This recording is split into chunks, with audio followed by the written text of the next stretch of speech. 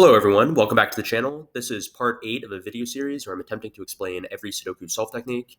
In parts 1 through 7, we went over basic techniques, advanced groups, fish, single-digit chains, multi-digit chains, forcing chains, and coloring techniques respectively. And in this video, we're going to be going over pattern-based techniques. So make sure to check out parts 1 through 7. There will be a link to those in the description. Anyway, at the end of the last video, with coloring, we saw that when we colored the grid, sometimes there are a lot of really interesting visual patterns that emerge from that. So what we want to do in this video is look at a couple of unique grid states where we can actually make eliminations based on those patterns. So let's get into it.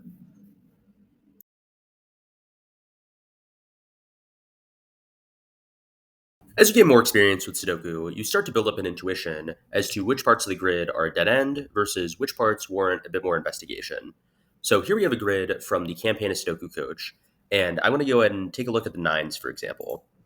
And we can kind of see the nines are in this pattern to where we have two nines in this row in the same box, two nines in this column in the same box, and they are connected by the nines in this box, which share the same columns and the same rows.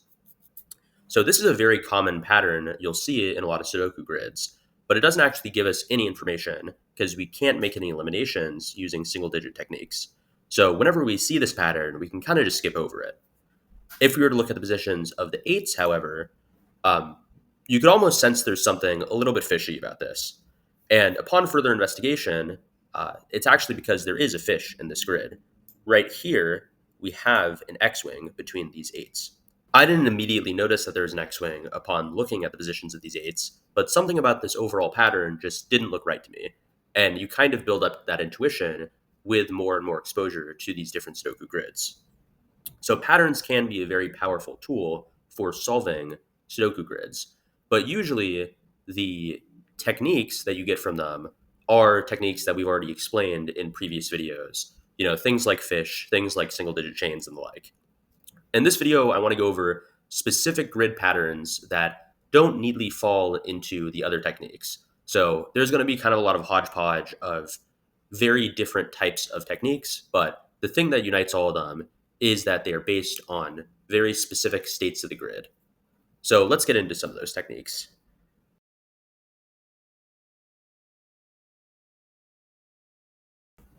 Set equivalence theory is a technique that allows us to find sets of cells that share the exact same pool of candidates. And the way it does this is by taking multiple different houses, which by definition must contain the digits 1 through 9 exactly once, and looking at the overlap between those houses. Any candidates that are in the overlap are eliminated from everywhere else in the house, and therefore can be removed by the candidate pool of both sets. So the simplest occurrence of this is if we have a row, which we'll go ahead and highlight in blue, and a column, which we'll go ahead and highlight in yellow. We know both the row and the column are going to have the digits 1 through 9, and they are going to share some candidate in this overlapping cell here. The thing is, if we take out this overlapping cell, we know that this set of blue candidates will still share the same 8 candidates as this set of yellow candidates. So for example, if this cell is a 9, then both the blue and the yellow must contain digits 1 through 8. Now this is a pretty obvious conclusion that doesn't really get us anywhere, but set equivalence theory can get us some really interesting results when we add multiple houses into the mix. For example, let's say if we were to add this yellow box into our yellow set, we would be introducing 9 new candidates. And if we were to add this row into our blue set, we would also be introducing those same 9 candidates. So now our candidate pool has grown for both of our sets. But we have some shared candidates between our blue and our yellow sets. And if we remove these same shared candidates from both pools of candidates, we will still be left with identical pools of candidates. So that brings us to the conclusion that these 13 blue cells are going to contain the exact same numbers as these 13 yellow cells, which of course is a lot less obvious than that single row and column example. So the sky's the limit with set equivalence theory because there's all sorts of combinations that you could do, but there are a couple patterns that are favored particularly by puzzle makers. One of these patterns is the checkerboard pattern. And basically, how we would define it is if we said that rows 2, 4, 6, and 8, all the even rows, if we were to define those as our blue sets, and then we took all the even columns and we defined those as our yellow sets. Might take a couple seconds here to highlight all of them. Then we remove all of these overlapping cells. There's quite a few of them. We have this really nice checkerboard pattern. And it isn't really intuitive on the surface, but all of these blue cells and all of these yellow cells are going to have to contain the exact same pool of candidates. So if we have all but one of the blue cells filled and we have all the yellow cells filled, then we know what the last candidate is going to be for blue cells, for example. So that's one common occurrence of set equivalence theory. Another common occurrence is what's called adds tetro. So adds tetro is basically if we take 4 columns and 1 box, and those will be our blue sets. And then we take 5 rows. That's a little bit more than 5. There we go. That's more like it. And then those will be our yellow sets. Then what we could do is we can go ahead and remove all of these overlapping cells. And then we can conclude that all of these blue cells in this bottom left square here are going to contain the same pool of candidates as this L-shaped yellow set here. So that is adds tetro. And another occurrence of set equivalence theory, probably the most famous one, is called the FisMFL ring. So that occurs when we take 4 rows, and we'll go ahead and call those our blue sets. So 2 rows at either end, and then, 2 columns at either end. And then we take our 3rd and 7th row and our 4th and 6th boxes.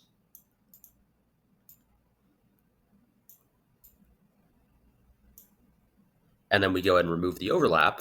We could find that this central ring, this yellow ring here that surrounds our central box, will have the same 16 candidates as all of these 2x2 boxes on each of our 4 corners.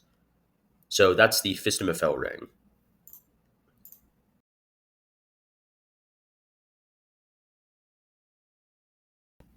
So on the topic of rings, Oddagons are basically rings that you want to avoid.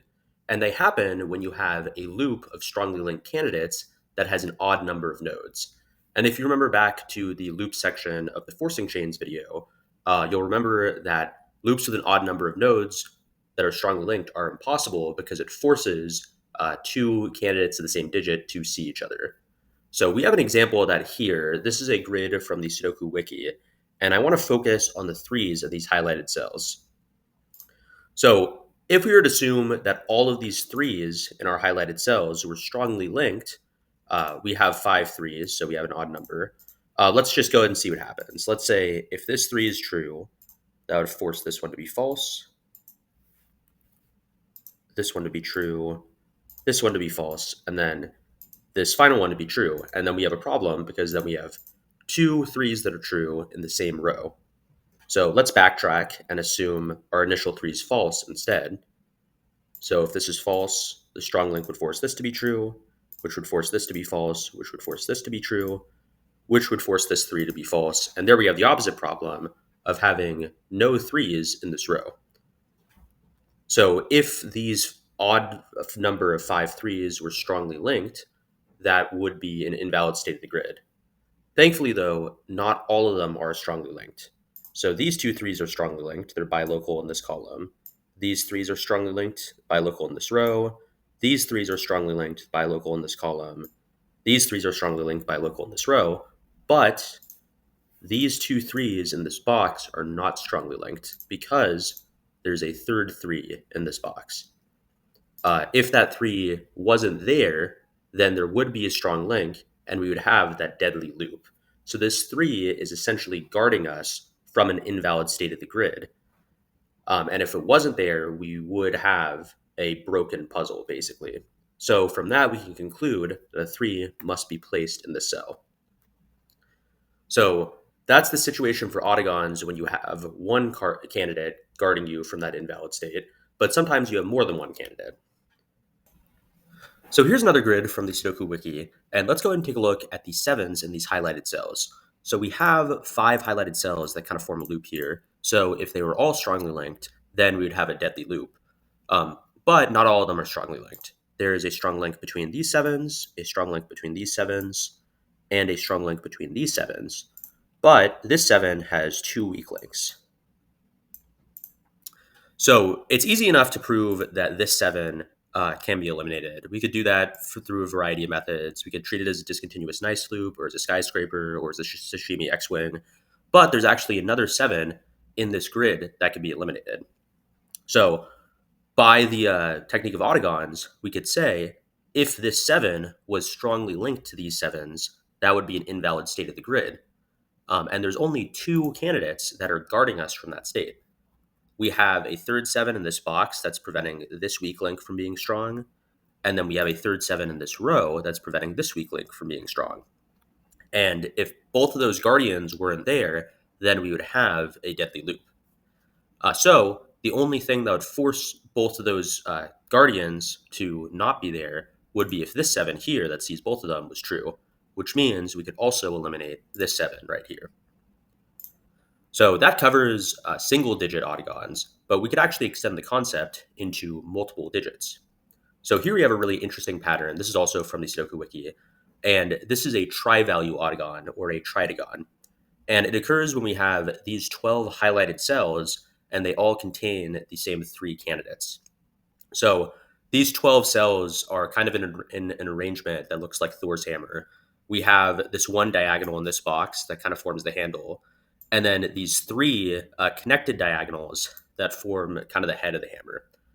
And you'll notice that 3 of our diagonals are kind of going downward. We can call those falling diagonals, and one of them is a rising diagonal. And as long as we keep 3 falling, 1 rising, or vice versa, this pattern works. And we can even shift where the diagonals are in the boxes themselves. So let's say this diagonal, let's say if we wanted to shift it to the right, well, we would shift this cell to the right by putting it there. We would shift this highlighted cell to the right by putting it there. And we would shift this highlighted cell to the right by looping it around to this side. So even this would be a valid Thor's hammer, but it's much harder to spot because it doesn't really look like a hammer anymore, does it? So if there were only 3 values in those 12 cells, that would be an Oddagon. And the reasoning behind this is very similar to the reasoning behind single-valued Oddagons, but it's taking it up a notch, and it's much less intuitive on the surface. So let's go ahead and prove this by placing one of the digits in each of these boxes. Let's say our 7. So if we were to place a 7 here, and then a 7 here and here, and then a 7 here. So that's a completely valid, let's put it there actually. Okay, now that's a completely valid state of 7s. None of the 7s are seeing each other, but this creates a problem.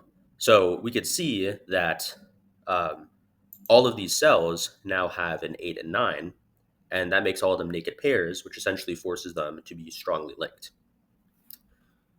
And if we have all of these strongly linked cells, you might be wondering, well, we had 12 cells, now we have 8 open cells, and 8 cells that are strongly linked isn't a problem because that's an even number.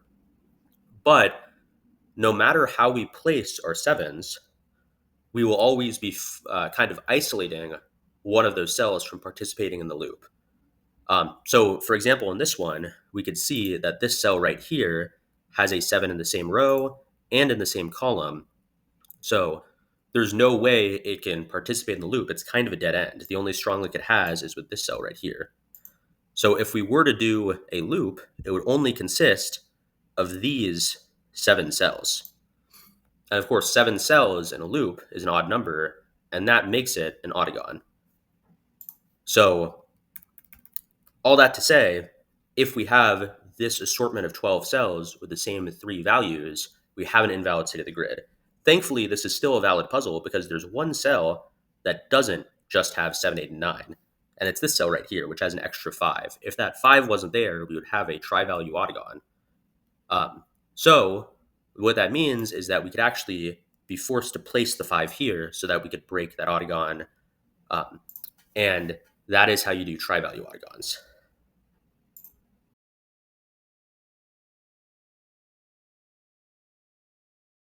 Another interesting pattern involving loops is the twin XY chain, which allows us to form a locked set of 6 cells in up to 6 different boxes that contain the same 6 candidates.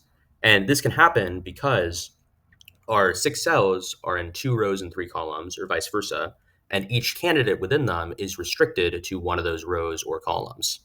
So here we have an example from the Sudoku wiki, and we could see our 6 cells highlighted in yellow, and these are going to contain the candidates 1 through 6.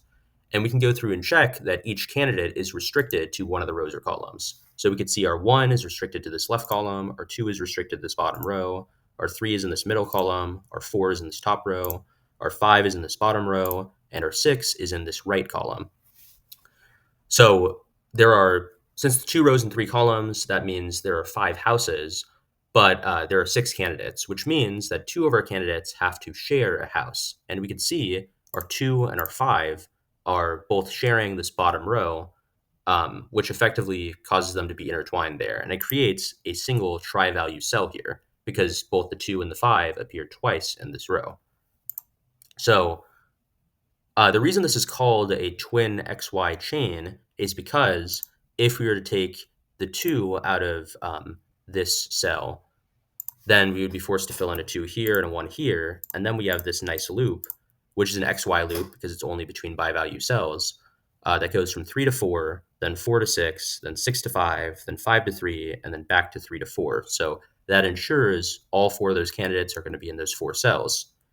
And if we do the loop from the other side, where we take the 5 out from this cell, then we would be forced to place a 5 here and a 6 there, and then we create another loop that goes 1, 2, 2, 3, 3, 4, 4, 1, and then back to 1, 2. So same idea, just but with different numbers.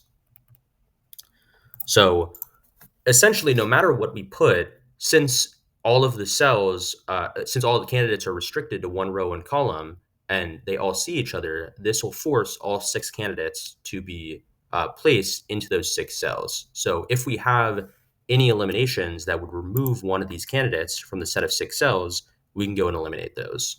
So that would include any extra 1s in this column, any extra 2s in this row, any extra 3s in this column, any extra 4s in this row, any extra 5s in this row, which there aren't, and then finally any extra 6s in this column.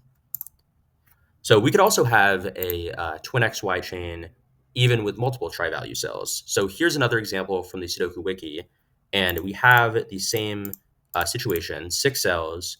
The 6 candidates are 1, 2, 3, 4, 8, and 9. And you can go through and check that each of them is restricted to one house. But the more interesting thing is that both our 4 and our 8 share this row, and each of them appears 3 times in this row, which creates 3 tri-value cells.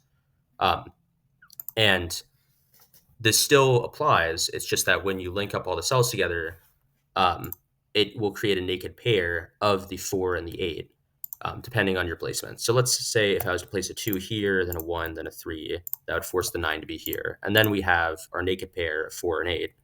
If we were to place the 2 here instead, then that would still force us to have a naked pair.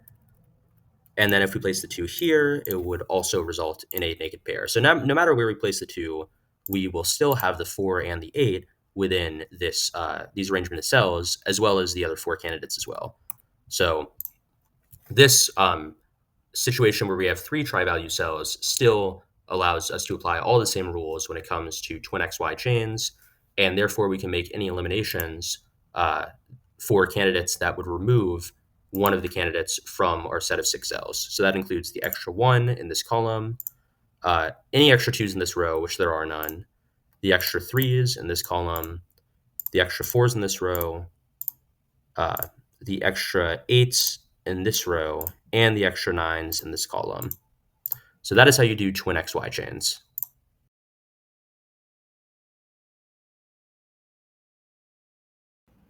SK loops are another loop-based pattern that allows us to form a locked set of multiple different cells. In this case, we could have up to 16 cells distributed across 4 boxes.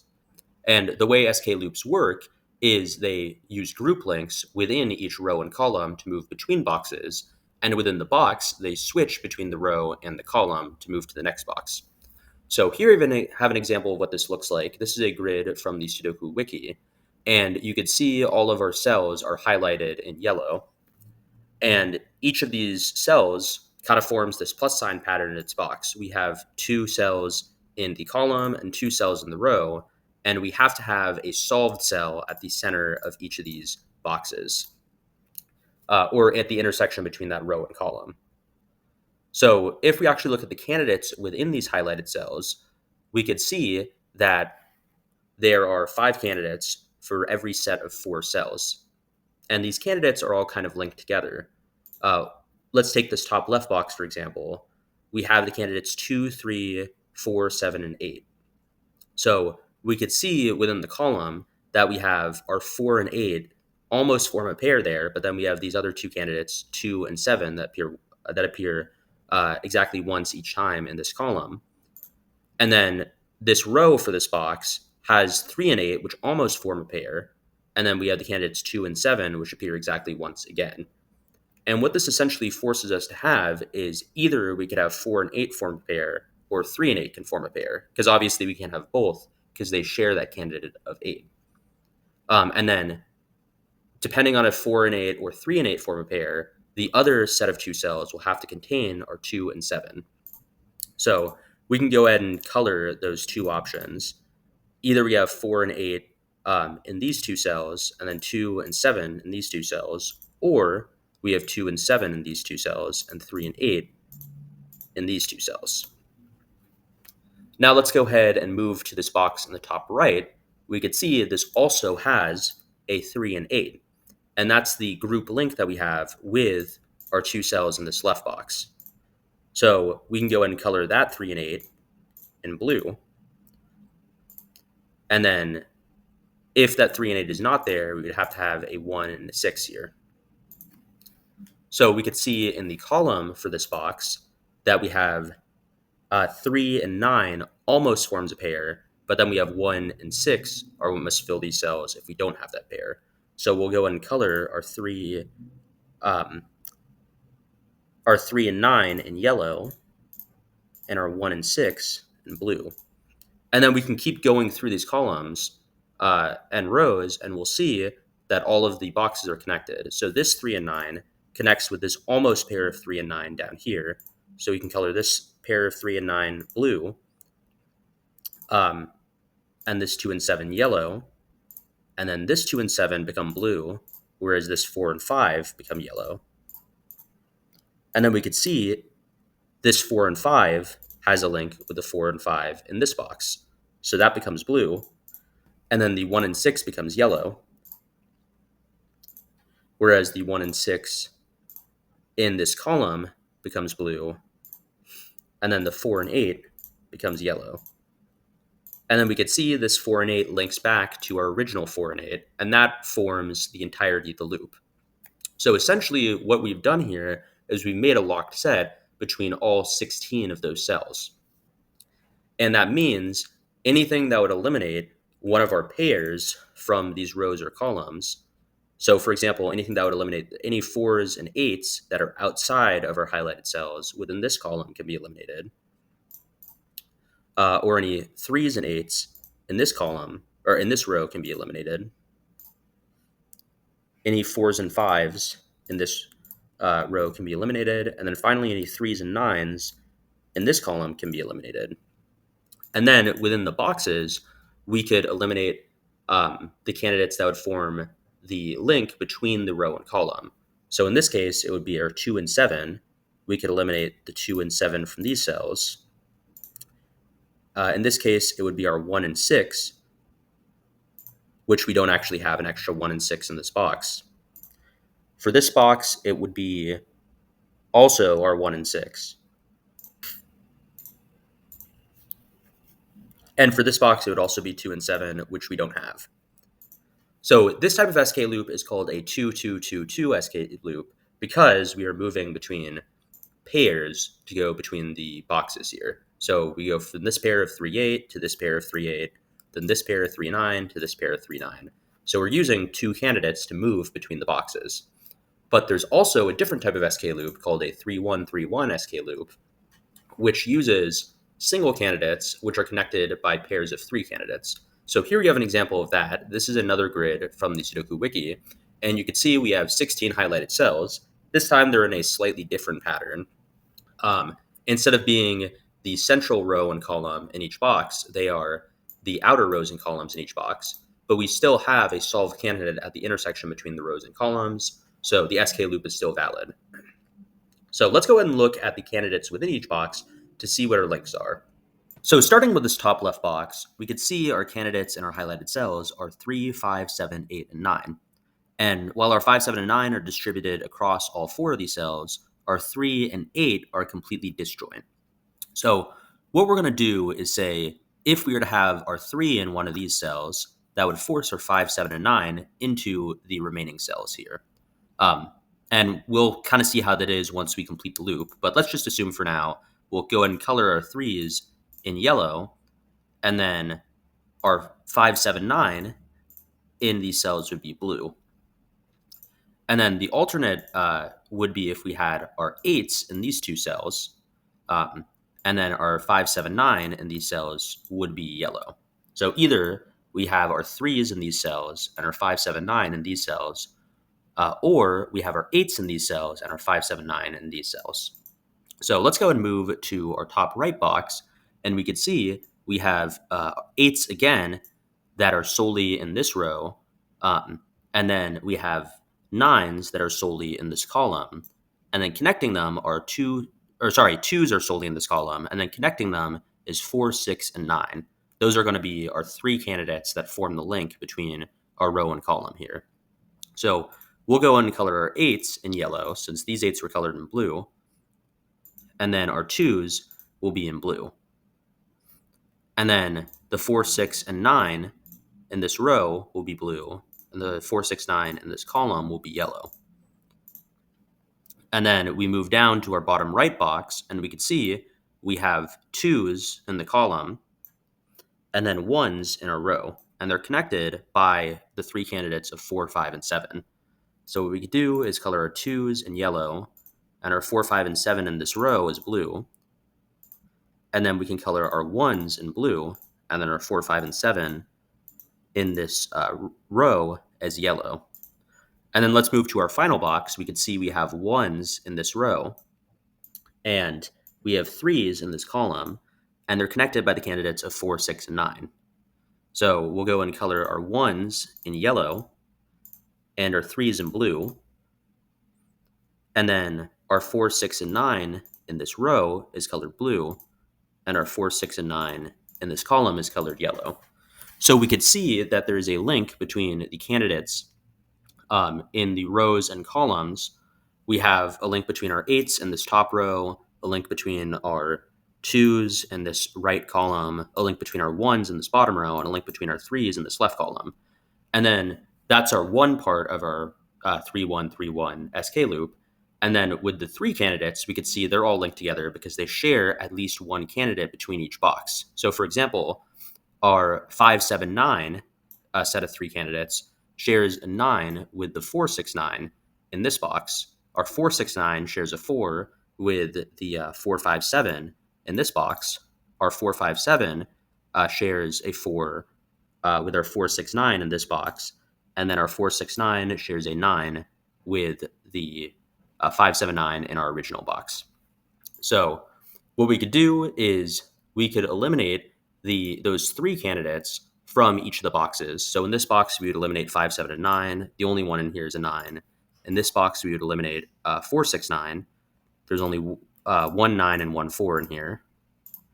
In this box, we would eliminate our 4, 5, 7, which would be these 2 4s. And in this box, we would eliminate our 4, 6, 9, which would just be this 4 and this 9. And then in the rows and columns, we could eliminate those pairs of single candidates we have. So in this column, it would be 3. In this row, it would be 9. In this column, it would be 2. and in this row, it would be 1. So SK loops are pretty complicated overall. It's not a pattern you'll come across very often, if ever, but in the unlikely chance that you do run into one of these SK loops, they could be very powerful elimination tools.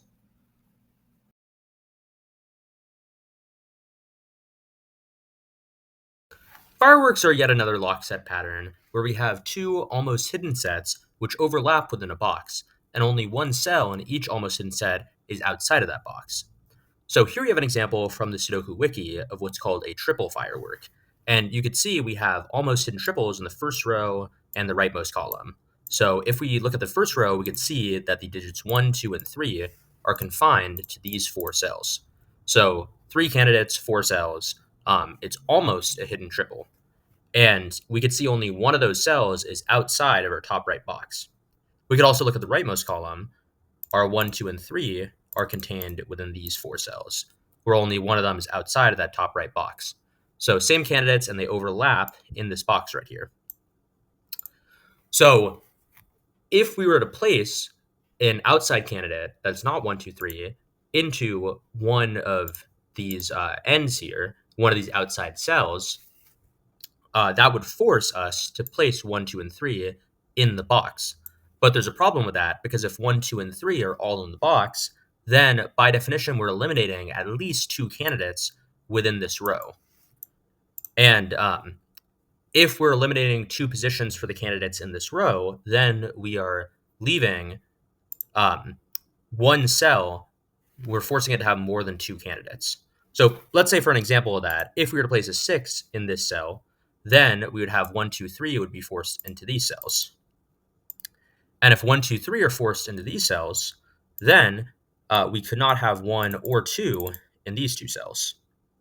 Now, our 1, 2, 3 in this rightmost column is confined to only 2 cells. And that's impossible because we can't have 3 candidates in 2 cells. So the conclusion of all this is that within these 2 outside cells, we can't have anything besides our almost hidden set candidates. So anything that's not a 1, 2, or 3 can be eliminated. Same thing goes for the central cell right here. If we were to have something that is not a 1, 2, or 3, that would force us to have a hidden triple in the remaining 3 cells in both the first row and the rightmost column. And of course, that's impossible because 2 of the cells see each other and they contain the exact same candidates. So the same candidates would be forced to see each other. Therefore, we could eliminate anything that's not a 1, 2, or 3 in this intersection cell. So we could also do a very similar thing with what's called a double firework, where we have an almost hidden pair. So let's go and replace all the candidates we eliminated here. And let's say this intersection cell was filled. So this is the only case where we can have a double firework, is if the intersection is filled. So let's say it's filled with a 3. Now we could see that 1 and 2 form an almost hidden pair across these 3 cells in this first row, and an almost hidden pair across these 3 cells in this rightmost column. Now, what we could say is if one of these outside cells was filled with an outside candidate, let's say if this cell was filled with a 6, for example, then this would be forced to be a hidden pair. And then we would have both our candidates 1 and 2 in this box, which would eliminate them from this column. And then that would force the candidates 1 and 2 to both be placed in this cell, which is impossible to place 2 candidates in one cell. Therefore, what we could do is if we have an example of a double firework, we could still make those eliminations from our outside cells here.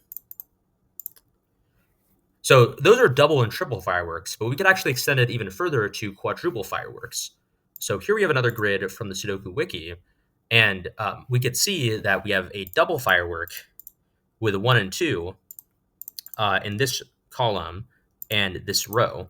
Now there's no there's no given candidate in the intersection, so we can't make any eliminations just from this. But there's also another double firework we have here. It's with the 3 and the 4 in this row and this column. So I'm going to go ahead and highlight the cells involved with this firework in yellow and the cells involved with the 1, 2 double firework in blue. And the important thing about these cells is that they overlap at these 2 endpoints. So let's say if we were to have something that wasn't a 1, 2, 3, or 4 in this cell, let's say this was a 5. Well, that would force us to have a 1 and a 2 in this box, which would eliminate the 1 and 2 here, which would force us to have either a 1 or a 2 in this cell. Let's say it's a 1. Now we have our 3 and 4 are all limited to this box. So we would have to have a 3 and a 4 in the same column and a 3 and a 4 in the same row in this box, which means either we have to have two 3s or two 4s. And this is obviously impossible in one box. So essentially what we could say from the intersection of these two cells is we could eliminate anything that's not a 1, 2, 3, or 4. So that would be the 5 in this cell and the 5 and 9 in this cell. We could also eliminate from the remaining two corners in our double firework. So let's say in this corner in our 1, 2 firework, we had a 5 or 6. Let's say 5. This would force both these two cells and these two cells to be a hidden pair containing 1 and 2. So let's say this is a 1, this is a 2, and this is a 1, this is a 2. Or this is a 2, this is a 1. Either way, what we're doing is essentially eliminating 3 and 4 from these two cells and forcing a 3 and 4 in this row and a 3 and 4 in this column to both be in the same box, which is impossible. So what we could do is eliminate any outside candidates from this corner. And by the same logic, we can eliminate any outside candidates from this corner as well. So that is how you would do a quadruple firework.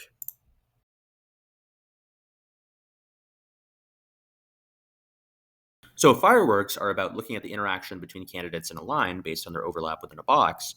Braid analysis can be thought of as looking at the interaction between boxes based on their overlap with a line. So the main premise of braid analysis is if we look at a set of three adjacent boxes in a vertical or horizontal orientation, we'll call that a band. If we look at the placements of a candidate along those three boxes, we could see candidates can really only move in one of two directions. Let's say if we were to place a 1 in this cell, or somewhere in this box row, it doesn't really matter if it's this cell or this cell or this one, we would have to place a 1 in one of these 6 cells, which is 2 box rows. Let's say if we were to place it in this middle box row, in this box, and again, doesn't really matter which column it's in, then we would force the final one to be in this box row. So we could see the box rows it's placed in have this downward diagonal pattern. And we will call anything where it goes down, the box rows move down as they move to the right, an end strand. The other option, again, starting from our first box row here, is we can go up. So it's the top row, so we can't exactly go up literally from here, but what we could do is go up and wrap around to the bottom of this band and place a 1 somewhere in this box row. And then this would be the final one would be forced into this box row. And you can kind of see it is going upward as it goes to the right. And this is going to be called a Z strand. So we can apply the same logic to our columns as well. If we were to place a 1 somewhere in this box column, we could either place a 1 somewhere in this box column, which would force our final one to be here. This would be an end strand just for this vertical band. Or we could have the situation where we have a 1 in this box column and a 1 in this box column. And this would be called a Z strand for this vertical band because you can kind of see it's going up as it goes to the right. So that's the placement of one candidate across a band. But as you notice, a box row contains 3 cells, which means we'll have 3 candidates in each box row. So that means each of those candidates can choose to go with an N strand or a Z strand. And that leaves us with essentially 4 possibilities. Either we could have all 3 candidates go on an N strand, that's called an N rope. We could have 2 candidates go on an N strand and 1 go on a Z strand, that's called an N braid. If we have 2 on a Z strand, 1 on an N strand, that's called a Z braid. And then finally, if all 3 are involved in a Z strand, then that is called a Z rope. So the interesting thing with braid analysis is that if we have one box row that is part of an N rope, then that means, or a Z rope or braid or any of the possibilities, that it forces our other 2 box rows to also follow that situation. So let's say if in this box row we have the candidates 1, 2, and 3. And again, doesn't really matter what order they're in, just that they're in this box row. And let's say this is an n rope. So the 1, 2, and 3, they would all be following that downward diagonal orientation. So we would have a 1, 2, and 3 here, and then a 1, 2, and 3 here. Now, no matter where we place our other candidates, they'll also be forced to follow that n strand, because if they were to follow a z strand, then they would be blocked in terms of the fact that we've already placed our 3 candidates in n rope. So for example, if we have a 4, 5, and 6 in this box row, if this 4 wanted to go in a z strand and wanted to move up, well, it could be a 4 here, and then that would be valid in terms of a z strand. But if it wanted to go up and loop around to the bottom, that would be impossible because the bottom box row for this box is blocked. And we could say that about all of the candidates here. So really all we could do with our 4, 5, and 6 is have them in this row and this row. And that would be our n rope. And same thing would happen with 7, 8, and 9. And you can try this for all of the different orientations, whether it's an n rope or an n braid, z rope, z braid, and you'll see they all fit together like puzzle pieces. If one box row is in one of those patterns, then it'll force the other box rows to do the same. And this contributes to some really interesting patterns that we can make some eliminations with in a real grid. So here we have a grid from Sudopedia, and we're going to be performing a braid analysis on this middle vertical band of these 3 boxes. Now, in order to do a true braid analysis, you have to keep track of your n and z strands somewhere outside of your grid. But for consistency's sake, we're going to be doing all the eliminations inside this grid. I would really recommend checking out that Sudopedia article if you do want to know how to table all those possibilities outside the grid. That'll be linked in the description along with all the other references. But let's just go ahead and take a look at our candidates here. So we could see, first thing I notice is this 5 and 8 are kind of together. And if we look at the possibilities for a 5 and our 8, we could see both of them are stuck in these box rows. So we could say that the 5 and an 8 form a hidden pair in both of these boxes, but for the sake of showing really how the braiding analysis technique works, I'm not going to use that elimination technique. We're just going to rely on the braids themselves. So the fact that both this 5 and this 8 are limited to these box columns shows that we have both our 5 and an 8 are n strands because they are contained to this pattern of box columns. So we know that we have at least 2 n strands in our pattern, which means it can't be a z rope or a z braid. But we don't know what that third candidate is going to be. So let's look at some of our other candidates here. Another candidate we'll notice is we have a 4. And we can see we have 2 4s that are already placed, which limits our last set of 4s to this box column. And if we look, this goes down and to the left, aka up and to the right, which means that our 4 is participating in a z strand. So our 5 and 8s are n strands, our 4 is z strands, which means that for each of these box columns, we're going to have 2 n strands, 1 z strand, which means this band is going to be an n braid. And we could apply that 2 n strand, 1 z strand rule to all of these box columns. So let's go ahead and take a look at our 7 here. This is our final placed candidate. And if we already know that our 4 is part of a z strand, and we can only have 1 z strand per box column, our 7 has to be part of an n strand, which means that we would have to go down and to the right. So the 7 in this box would have to be in this box column, which means that it would be forced to be this 7, which is the only candidate in this box column. And then our final 7 would have to be in this box column. We don't know exactly which row it would be, but our 3 candidates are limited to this box column. So the next thing we could look at is our number 1, and we could see that the ones in this box column would have to participate in an n strand. But we could see that if we were to have a 1 in this box column, the next one in the box that's below this is actually to the left. So we would be going down and to the left, which means if a 1 was in this box column, it would be forced to be a z strand. But our 4 is already taking on the role of a z strand for this box column. So what that means is we could actually eliminate our 1s from this box column. And that leaves us with a 4 and a 9. And now what we could say for our 9 is that it's participating in an n strand, which means our 9 will be in this box column. So we could eliminate this 9. and in this box column. So we could eliminate this 9. So this box column in our top box is done. We have 4 as our Z strand, 7 and 9 are our N strands. Let's go ahead and look at this box column right here. We have 1, 2, 3, and 6. Let's take a look at our 6s. So if we were to have a 6 in this box column, then it would be a Z strand because we'd have to go to the left to get to this 6 here. If we were to have a 6 in this box column, it would be forced to be an N strand because we'd have to go to the right to get to our 6 here. So this is impossible because our 5 and our 8 are already taking on the role of N strand in this column. So we could actually eliminate the 6 from the cell. And now we know that our 6 in this cell will have to be our Z strand. So it would be going down to the left, which means that these two 6s can be eliminated. We could also take a look at our 1s and see that our 1s are restricted to this box column, and they must move to the right to get to the 1 in this box. So that means our 1 is going to be an N strand. And our final 1 is going to have to be here, which we could already tell because it's a naked single. But we could just prove that with the braid as well.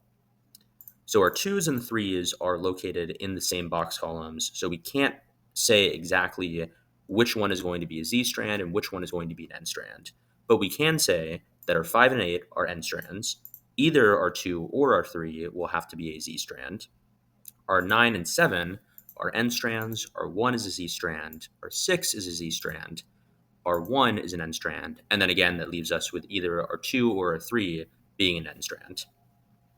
So that is how we would do a braid analysis.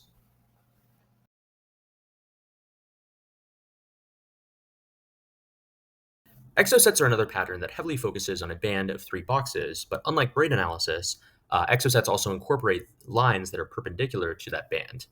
So here we have a grid from the Sudoku wiki that has an exocet in it. And there are a lot of qualifications as to what makes an exocet, so bear with me. But essentially, it all centers around 2 cells that are called our base cells. And our base cells will contain 3 or 4 base candidates. So in this grid, our base cells are going to be at the top left here. It's these 2 cells which have 1, 5, and 8. I'm going to go ahead and highlight those in blue. The next thing to check if you have an exoset is that you'll have 2 target sets which cannot see your base cells or each other, but they have to contain all of your base candidates. So we could actually see that we have our target cells here and here. They don't see each other or base cells because they're in 2 separate boxes, and they contain the candidates 1, 5, and 8. So I'm going to go ahead and highlight those in green. So within the same box column, but in the position that doesn't see our base cells, each target cell should have a companion cell which doesn't contain any of our base candidates. And we could see this is satisfied in this grid because for this target cell, we have an adjacent cell that does not contain 1, 5, or 8. In fact, it's already a given of a 3. That's going to be our companion cell for this target. And for this target, we have a companion cell of 6, which is also not a 1, 5, or 8. So I'm going to go ahead and highlight those companion cells in red. So each target cell will also have a line descending from it that is going to be called our S cells. And we'll also have a line descending from the column that neither the base candidates are in. So all 3 of these lines are going to be called our S cells. I want to go ahead and highlight those in yellow. And our S cells will contain our base candidates, but they can't contain any base candidate in more than 2 rows. So let's just go ahead and check that condition. Starting with our 1s, we could see they are only in these 2 rows. With our 5s, we could see they're only in these 2 rows. And our 8s, we could see are only in these 2 rows. So given that we have 3 columns, but each individual candidate can't be in more than 2 rows, that means we'll have to place each of those candidates somewhere within this band of boxes. So this could either be within our base cells, our target cells, or one of these cells, which are called our escape cells. And given the constraints placed by our target and companion cells, our escape cells should all be forced to see our base cells. And since our base cells are already an almost locked triple, we can't place more than 1 base candidate in our escape cells. And what that means is that we'll have to place the remaining 2 base candidates within our target cells. So this is really the first rule of exocets, is that our target cells must contain two separate base candidates.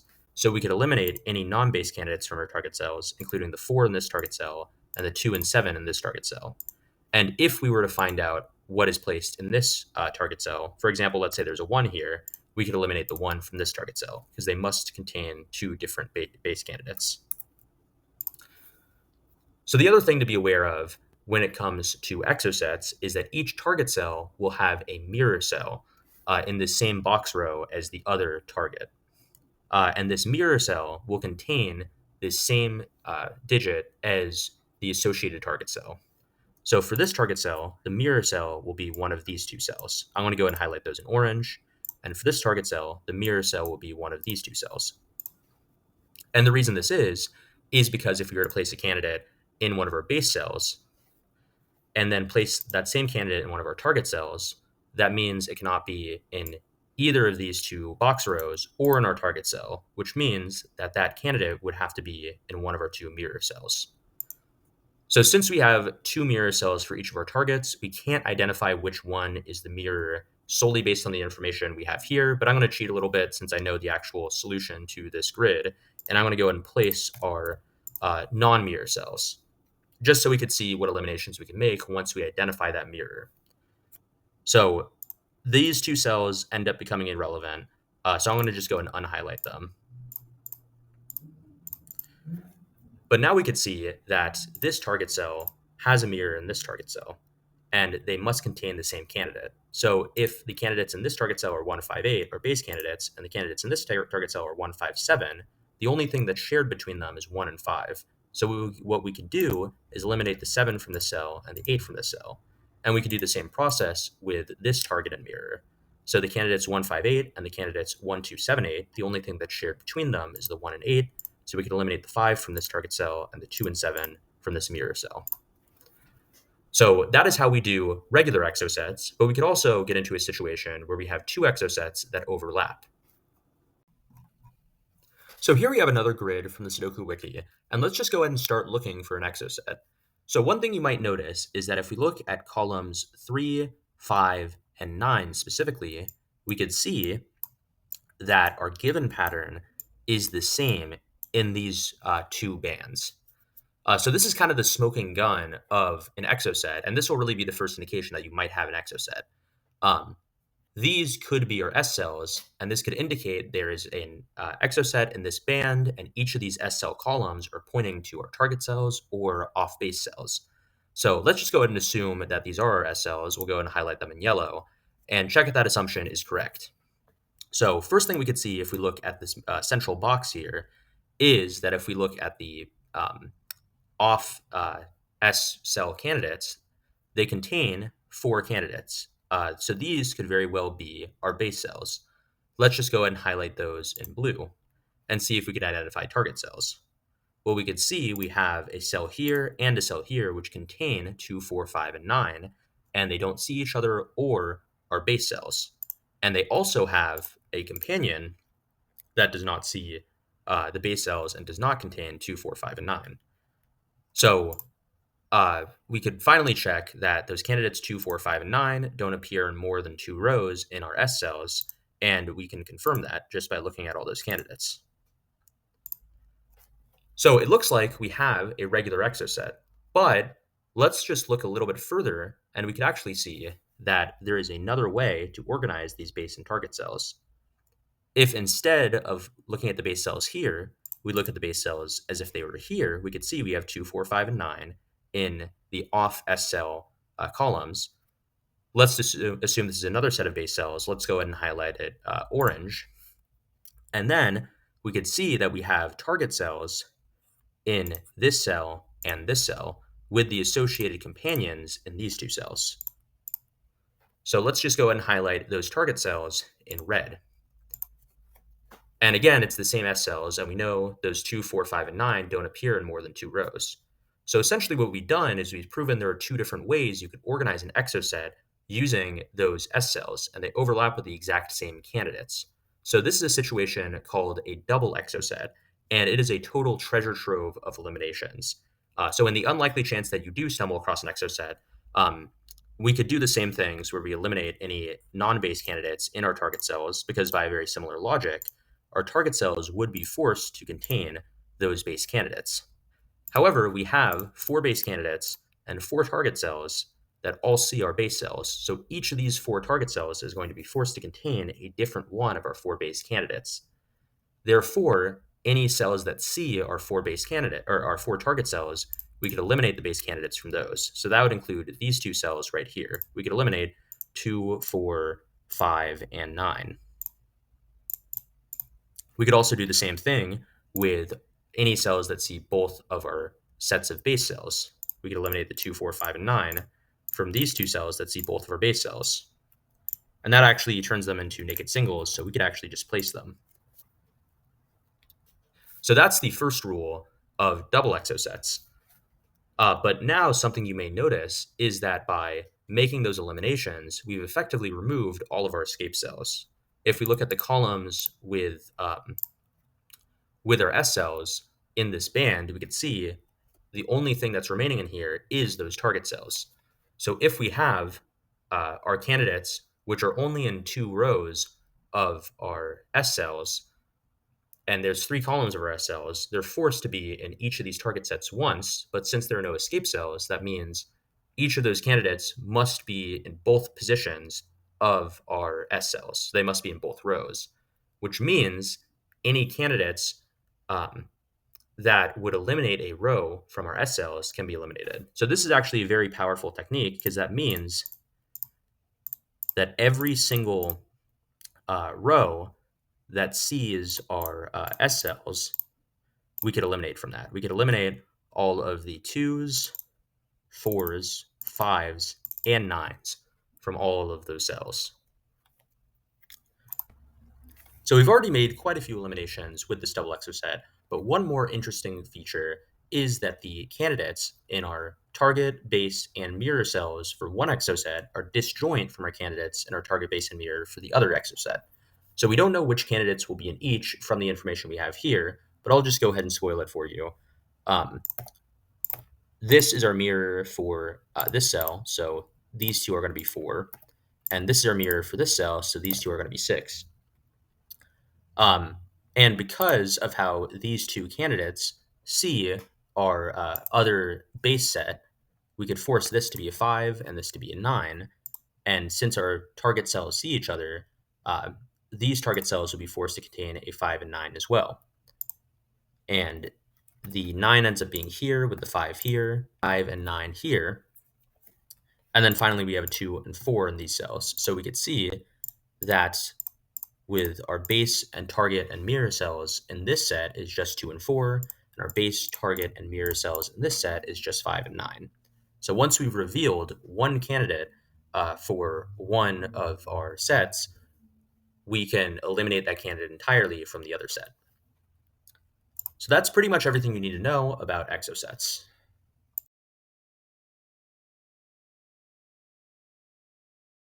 Gurth's theorem is another technique that allows us to mirror certain cells, but instead of just mirroring 2 cells, it allows us to mirror the entire grid using symmetry. The premise of Gurth's theorem is that if all of our givens are symmetrical, that means our solution will have to be symmetrical.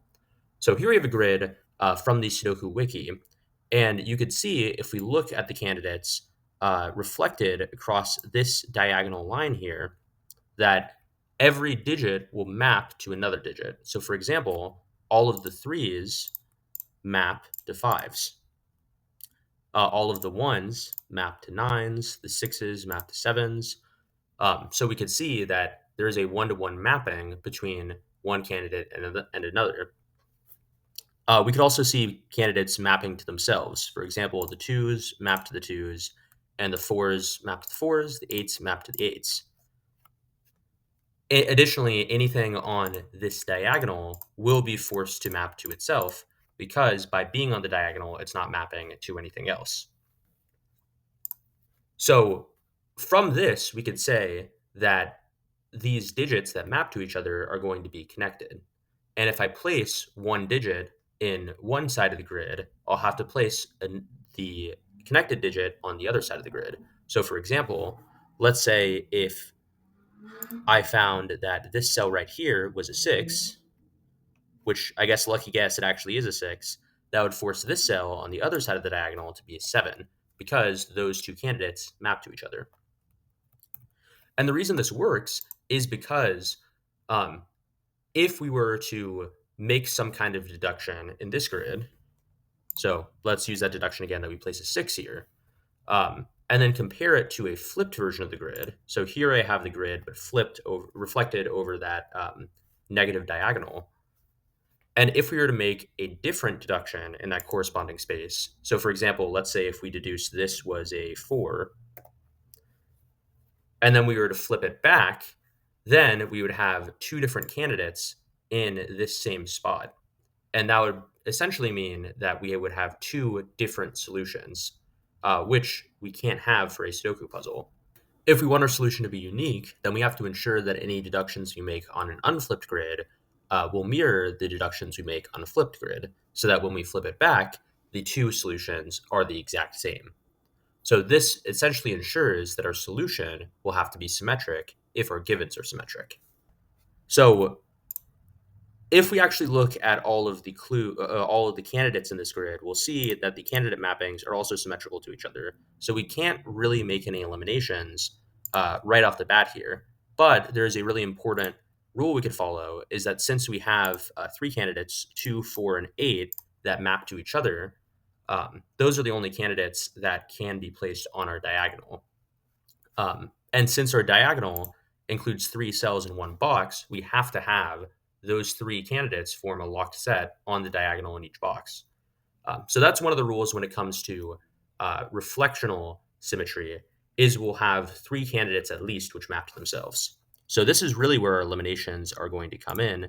The first eliminations we could do are eliminating anything that's not a 2, 4, or an 8 from this diagonal.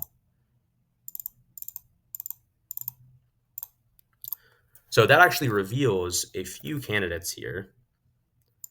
We got a 4 and an 8 naked single in this box. We have a 2 and a 4 naked pair in this box. So we could eliminate the 2s and the 4s here. That gives us a 7. And then we could use our symmetry to map that back to a 6. And then we could also see in this box that our 2, 4, and 8 create that locked set. So we could eliminate our 8s and our 4s from those candidates, and that gives us a 1 and a 9, which you can see are symmetrical, so they map to each other. We also have a 1, which is created as a hidden single in this cell, and we should be able to find a 9 on the opposite side, so that would be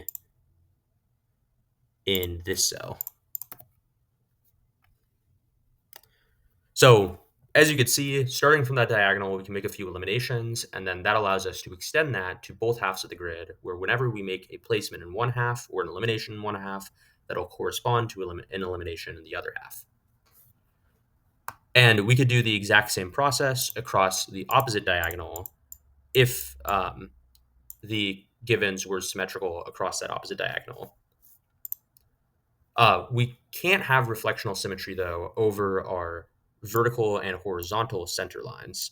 And the reason that is because since our vertical and horizontal center lines will directly correspond to the house, those center lines would have to contain all digits 1 through 9.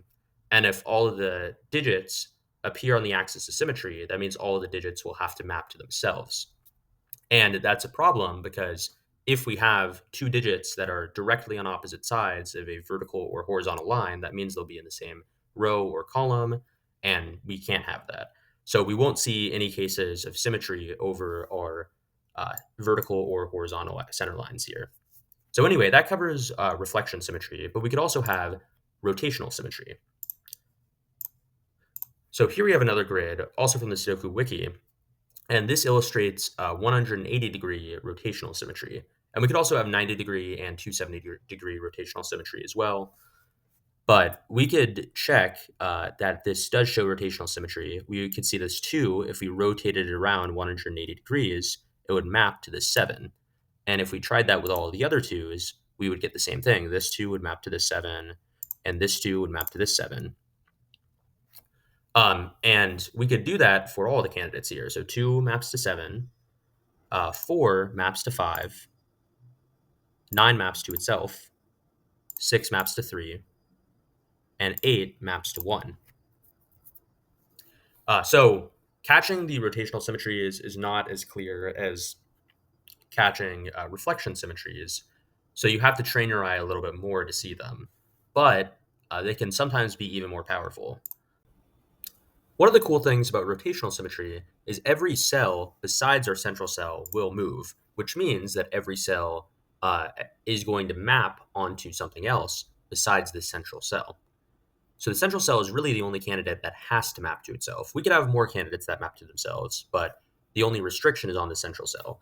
So for this puzzle, we could see that the only candidate that actually mapped to itself was our 9 here, which means that 9 has to go in the central cell, which we could have much more easily concluded for the fact that it's a naked single, but we could also make that conclusion using symmetry. Other than that, all of the rotational symmetry rules are the same as reflectional symmetries. It's just we have to consider the rotation instead of the reflection when placing candidates that are mapped to each other. So that is Gurth's theorem.